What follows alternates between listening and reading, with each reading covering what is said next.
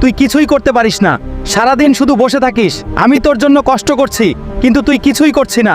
এভাবে চললে তোর ভবিষ্যৎ নেই। তুমি আমাকে ছোট ভাবছো কেন? আমি একদিন তোমাকে দেখিয়ে দেব আমি কে।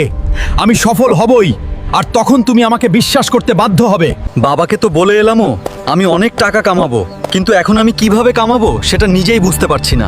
শুনুন সবাই, যে কেউ এক রাত ওই অভিশপ্ত শ্মশানের পাশে থাকতে পারবে, তাকে দেওয়া হবে 10 লাখ টাকা পুরস্কার। 10 লাখ টাকা পুরস্কার, এটা আমি জিতবই। যে কোনোভাবেই আমি এটা জিতবই। আমাকে কেউ থামাতে পারবে না। এটা কি জায়গাটা এতটা ভয়ঙ্কর কেন? না, আমি এখন থামতে পারি না। তুই এখানে কেন এসেছিস? এই জায়গা থেকে কেউ ফিরে যায় না। এটা তোর শেষ পথ। আমি ভয় পাই না, তুই আমাকে হারাতে পারবি না রে।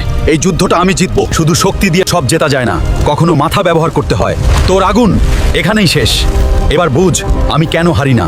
তুমি 10 লাখ টাকা জিতেছ, অভিনন্দন। হাহ, এই রাতটাই আমাকে বদলে দিয়েছে। এই দেখো, তুমি তো আমাকে বেকার বলেছিলে। আজ দেখো আমি কত টাকা নিয়ে এসেছি। তোমার যত টাকা লাগবে আমাকে বলো।